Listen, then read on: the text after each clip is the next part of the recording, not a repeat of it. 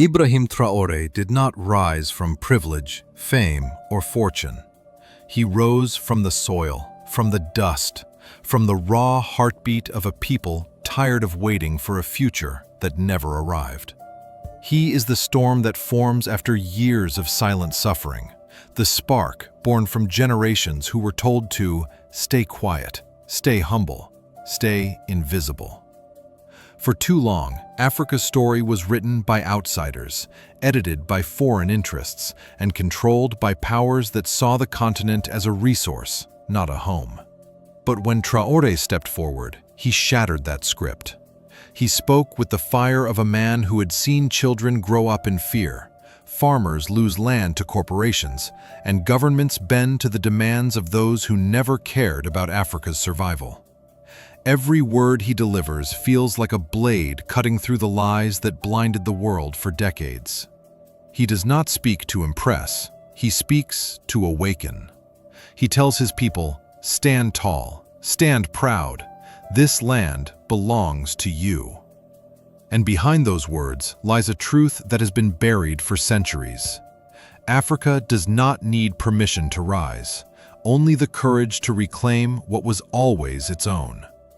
What makes him powerful is not just his position, but the conviction in his voice, the honesty in his struggle, the authenticity in his mission. Traoré represents a new kind of African leadership, not one controlled by outside interests, not one dependent on foreign approval, but one rooted in pride, integrity, and unshakable love for his people. He knows the world is watching him closely, waiting for mistakes, waiting for weakness, waiting for him to fail. But that pressure only fuels him.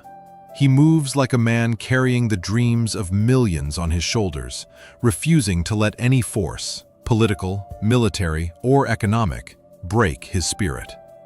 He reminds Africans that they are heirs to civilizations that built kingdoms, universities, and empires when the rest of the world was still finding its way.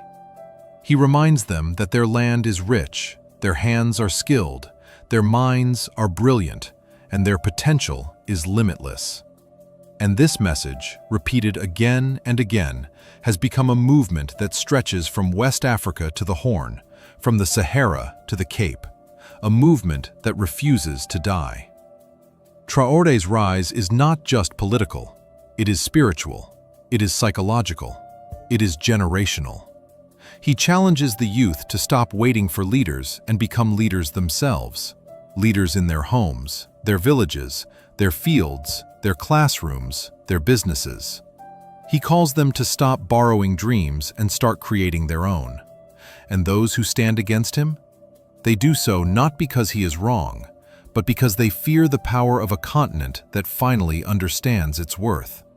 They fear an Africa that unites.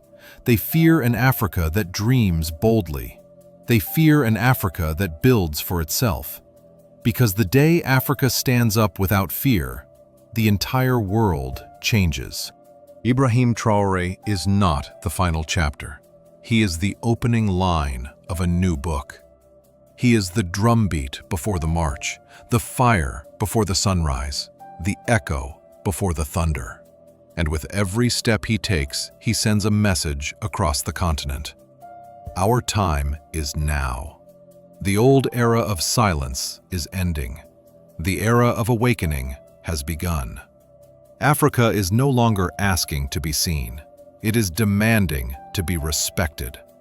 And as the world watches this new rise, one thing becomes impossible to ignore. Africa is not just waking up. Africa is ready to lead.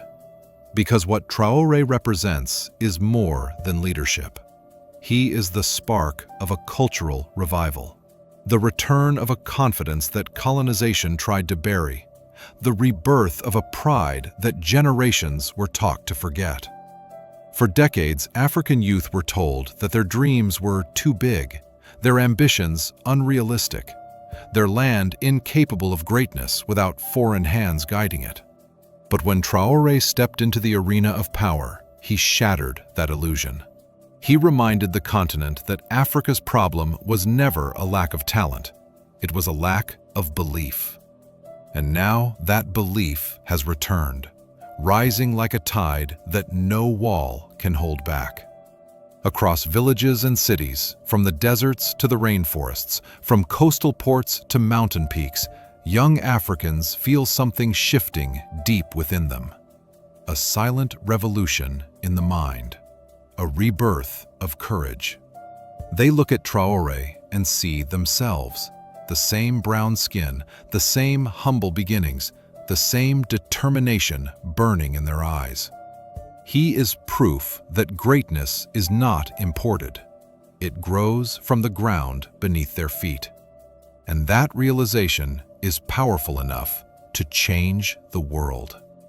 Even the nations that once treated Africa as a market, a resource, or a battlefield of influence now feel the tremor of this awakening. They sense that something has changed. A continent once divided is learning to speak with one voice. A people once underestimated are learning to stand tall. A history once defined by suffering is being rewritten into one defined by strength. And this is what frightens the world's old powers. Not Traoré as an individual, but the millions behind him who refuse to be silent anymore. Traoré stands not as a king, not as a ruler, but as a symbol of resistance, dignity, and rebirth.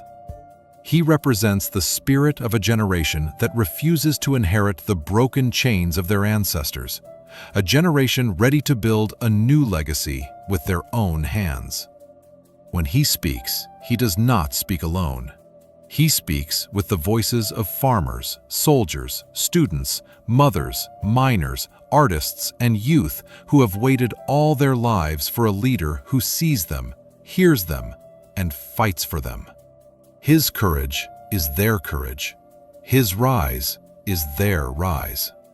And make no mistake, this movement is not just political. It is spiritual. It is cultural. It is the soul of Africa rediscovering itself. The drums that once signaled war now signal unity. The songs that once mourned suffering now celebrate hope.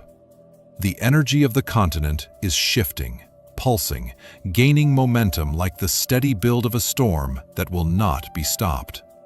Africa is no longer the shadow in the background of global power. It is the horizon where the future is being formed. And as the world watches, something becomes clear. This is not temporary, not symbolic, not superficial. This is the foundation of a new era. An era where Africa steps into its rightful place, not at the back, not beneath, but beside the world's strongest nations, shaping destiny instead of receiving it. Traoré is simply the beginning, the first flame in a fire that will spread across borders and generations. Africa's rise is no longer a possibility, it is a promise. And that promise begins with leaders like him, fearless, unbought, unbroken. Because the story of Africa has been interrupted for too long. Now, it continues with force.